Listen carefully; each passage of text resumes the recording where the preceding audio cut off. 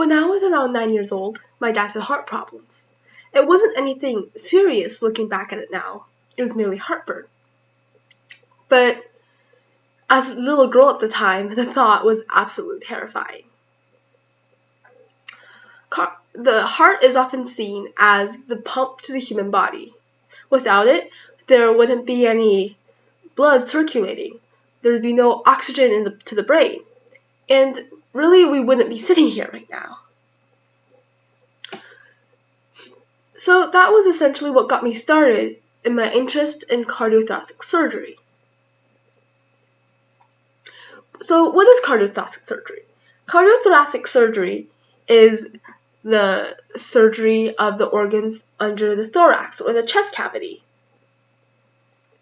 These organs can include the heart, the lungs, and even sometimes the esophagus. Many people probably think that cardiothoracic surgeons work with coronary artery disease and heart disease on a day-to-day basis. Although that is true, and these diseases are very, very common, it's not what cardiothoracic surgeons are limited to. Cardiothoracic surgeons sometimes also have cases regarding cancers. Although the treatment of the cancer is left to the oncologist, many biopsies or diagnoses are done by the cardiothoracic surgeons. Even sometimes the tumors that get removed are done by cardiothoracic surgeons. So, because of my interest in this field, I started looking into possible places I could go to learn more about medicine and be integrated into the medical community. That was when I found out that my school offered a program called Independent Study and Mentorship Program, or otherwise known as ISM. ISM is an exclusive program for Frisco ISD, and this program gives high school students in 11th and 12th grade the opportunity to shadow doctors and to see what it's like to be working in that kind of environment. The student sort of gets to have a first-hand experience of their chosen field of study. The first semester of ISM, the student would go on research visits. These research visits would have interviews, and then the student would come back and write an interview assessment. Furthermore, the student would then conduct research in the form of research assessments. Around November or so, the students would try to find a mentor, someone in their chosen field of study that could take the student under their wing to teach the student more about the field, whether it's how they interact with other people or how they work or what their work really is. That's for the mentor. After this, the student, with the help of the mentor, would create something original. This is called the original work. This is something that should be able to maybe impact the community or something that can help people in general. At the climax of ISM is the final product, which happens at the end of the year. This is something a bit bigger than original work. It's a product that the student creates with the mentor to help the people around them, the community, in any way. So, after a year in ISM, I realized that cardiothoracic surgery is something that is quite amazing. Although cardiothoracic surgery takes many years of extensive education, which is similar to many other surgery fields, it requires 4 years of undergraduate studies in any major, 4 years of medical school, 3 years of general surgery, which is where you would learn a variety of surgeries, not just the surgery that you desire to learn. And then you would learn around 5 years of fellowship, depending on what kind of fellowship you are pursuing. The fellowship is then where you would learn a more specialized, narrow branch of surgery of what you might want to do in the future. Or you could go the integrated program route. This program is a combined 6 years that combines both the 3 years of general surgery with the 5 years of fellowship. This program is extremely prestigious and it's very hard to get into. Only around 23 universities in the entire US offer this program, with each university giving spots to a few students per year. Actually, one of the doctors I've interviewed, Dr. Harrington, graduated from Stanford undergrad, Stanford Medical School, and she came out of the integrated program. She says that it was really hard for her to keep a 3.5 GPA. She had no life outside of lab work and homework, but she still really recommends doing the program, or at least trying to pursue the program, because it's something that can help you save time, which is money. Surgeons have a very hectic schedule. It's hard to balance family and work.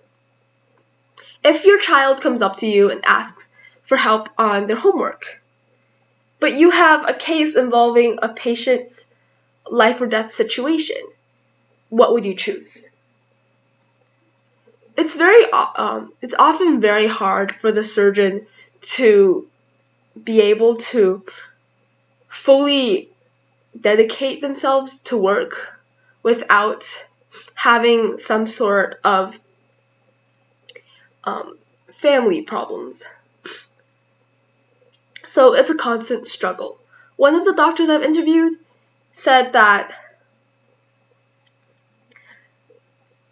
balancing family and work is like cleaning your room. It never remains clean and stays that way. You have to constantly clean it every week, every day, so that it stays clean and neat.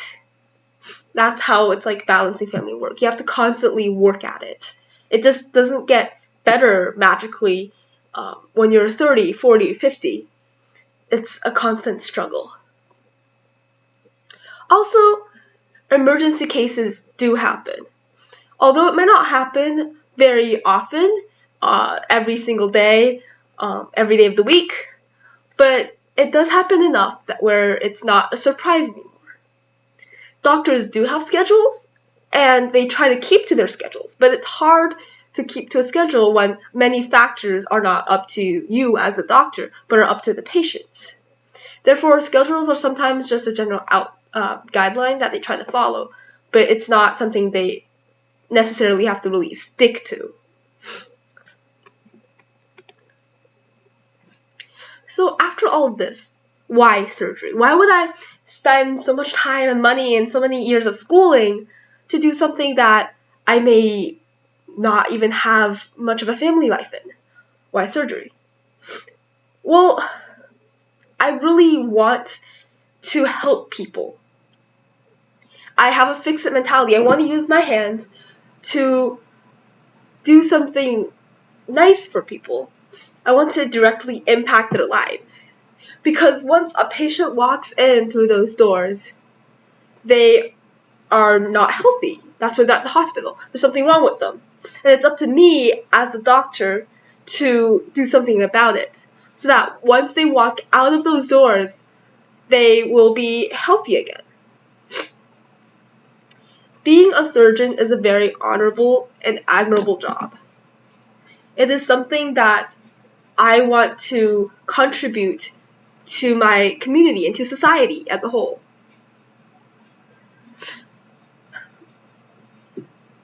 Dr. Moore, my mentor, once said during his research interview that he once operated on one of his church friends.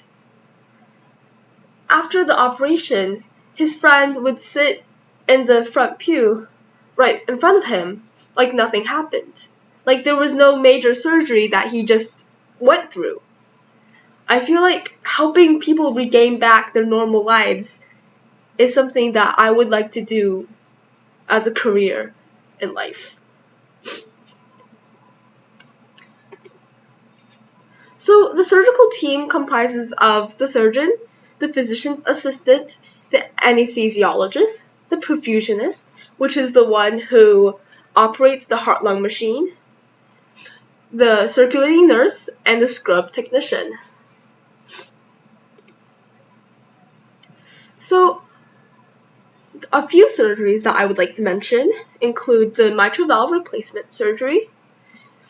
The surgeon would use pig or cow valves in patients generally older than 65 when the mitral valve needs replacement. Mitral valve usually needs replacement when it doesn't close fully anymore, so when there's backflow of the blood in the heart.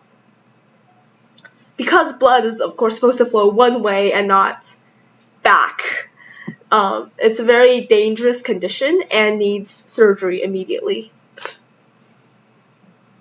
Patients older than 65 generally don't use bioprosthetics, which is the other type of mitral valve replacement, because these patients don't usually have that much longer of a lifespan.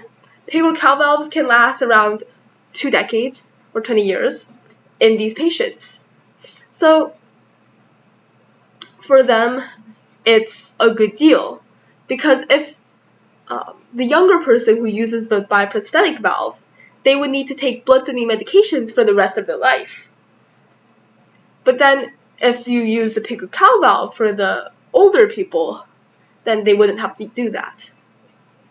But then why don't you use pig or cow valves for the younger population? This is because the pig or cow valves degenerate at a rate that could be that is related to the metabolism. The faster your metabolism, the faster the pig or cow valve would die, essentially. That's why the younger population uses the bioprosthetic. So they would only need to do one surgery in their life and not like one every 10 years, which would be terrible.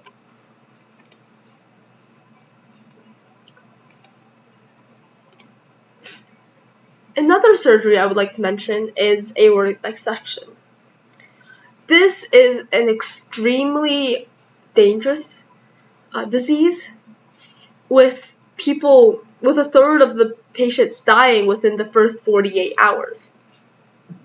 Aortic dissection is where your aorta tears, or it's just sort of shreds, because the tissue isn't as strong anymore, the connective tissue.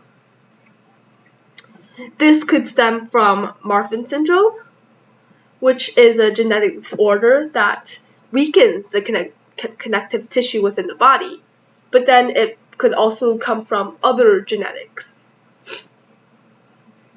Aortic dissection is when the aorta, which has 3 layers, the first layer ruptures so that the blood would flow through the first layer and in between the first and second layers. So it would go through like this, where the true lumen, which is where the blood's supposed to go, would be down here. This is very important because if it was not treated immediately, the heart could just tear and explode. There are 2 types of aortic dissection that Stanford classifies it as. Type A aortic dissection involves the ascending aorta, which is the front of the aorta. Type B involves the descending aorta, which is the back. According to which type of dissection you have, the treatment is different. The treatment for the ascending aorta would be